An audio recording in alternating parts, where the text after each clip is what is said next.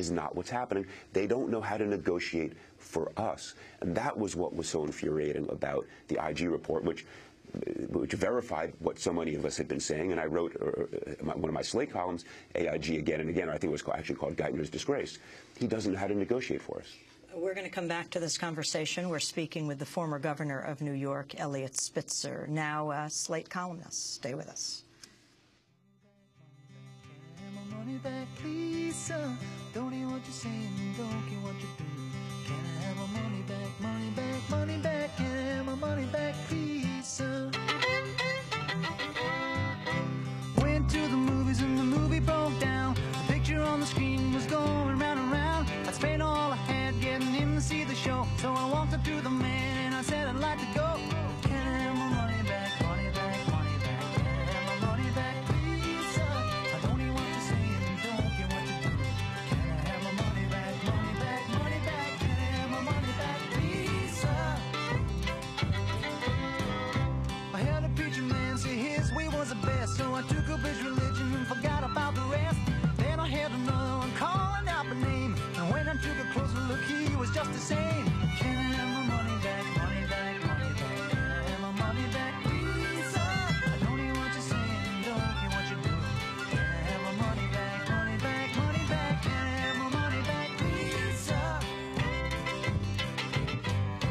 Listen to the lies of the politician man, saying that we live in the Jerry Rafferty singing, Can I Have My Money Back? This is Democracy Now!, democracynow.org, The War and Peace Report. I'm Amy Goodman with Juan Gonzalez. We're broadcasting on over 800 stations on Pacifica and NPR and low-power FM college and community radio stations, on public access TV and PBS TV stations, and both TV satellite networks, Dish Network, Channel 9415, Free Speech TV, 9410 Link TV, and DirecTV, Channel 375.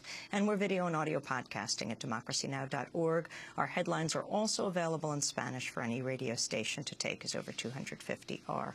We are with Eliot Spitzer, the former governor of New York, former New York State Attorney General. He sued AIG, among other entities. He's now a Slate columnist, and we're talking about the state of the economy. Do you think that Timothy Geithner should remain Treasury Secretary, Governor Spitzer? Well, let me say this. I would not have appointed him, and I think it's because he came from a New York Fed that had been the architect and overseer of so much of what has gotten us into trouble. We'll give you one small example.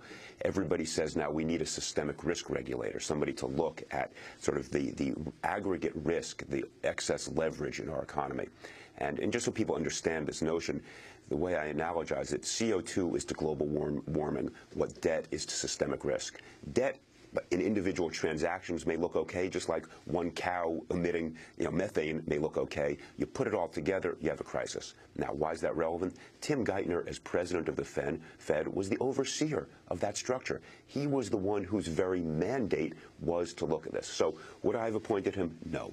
Would I now remove him? Look, I have fundamental policy disagreements with him. I guess the answer is yes, because I don't think he should have been there initially, and I think that we are going down a very dangerous path, and in just a few minutes we will get job data that, if the sort of early data signs are correct, will once again show job losses in the $150,000 to $200,000, 200,000 range last month, bouncing around 10.2, stated unemployment really closer to 17.5 to 20. When you look at total unemployment, we've got a crisis there, and the architect of the former system shouldn't be there. We need a Joe Stiglitz or Rob Johnson, people who think in a very different way about creating jobs through small business and getting capital to small business, which is not what these major banks do anymore. Should Ben Bernanke serve a new term?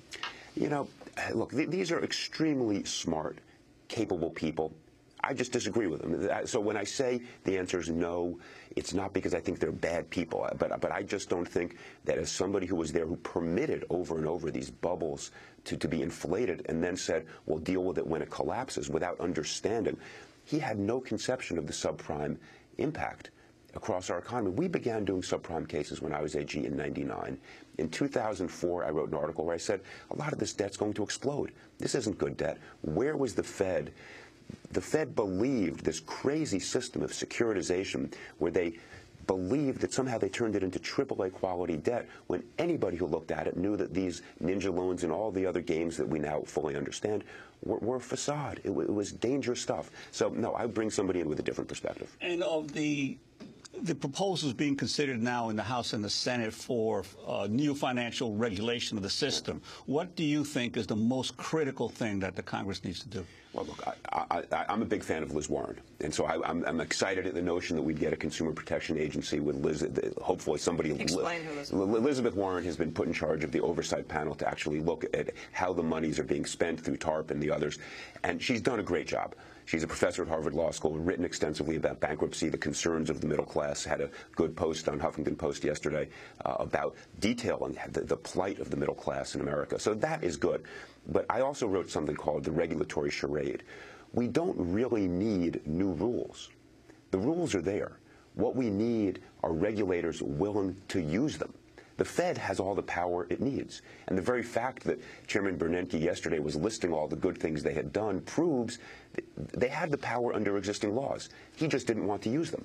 Tim Geithner, as head of the New York Fed, could have done whatever needed to be done, but they didn't do it. So much more important, and the reason I call it the regulatory charade, businessmen and women don't want us to examine their decisions, so they point the finger at regulators. Regulators don't want us to ask the hard question, why didn't you use your existing power? So they say we didn't have enough power. Writing a new law to give them more power gives Congress something to do, so everybody's happy. So we write a new law. There's a big ceremony in the Rose Garden signing it, and we pretend that solves the problem. The real problem was we didn't have regulators willing to do what they should have done. Who was it? Geithner, Bernanke. And that's the fundamental problem. You need people there willing to challenge a capital structure that is not working. Governor, we'd be remiss if we didn't ask, now that you have your new life as a columnist, about your old life as governor of New York and the transition, the scandal that erupted more than a year ago that forced you to resign. Your thoughts and summation of that crisis and how you've come through it? Well, look, and to use words that are all too frequently heard, I suppose, these days, I made egregious errors and in my personal life, and some will say it wasn't my personal life, and that's fine. I understand that. I resigned. I did what I thought was appropriate. I'm not going to try to apply a double set of standards and say, well, exempt me. I resigned. I've paid a price for it. I'm trying to move on. I deeply regret it, obviously. My family's paid a huge price. I have a loving wife and a forgiving wife and 3 great kids, and so we are moving forward. And I have lost the opportunity to do what I loved to do, which was as Attorney General and then as Governor to help rebuild an economy and a system that would benefit those in the society who need the help. There has been some whispering of you going back into public life. Do you see that for yourself? What I have tried to do, and the only thing I can say is I've tried to do, is through writing, through participating in the conversation to the extent that I've been asked to do so and been honored to be asked to try to lend my thinking. And the only reason I've done that, quite frankly, is that for the years I was Attorney General, I think we were very often the lone voice out there saying we've got major crises, whether it was the environmental issues or the low-wage issues where we had, did a great deal, and those are the cases I was most proud of, or financial structure, where we said for years this system is not working.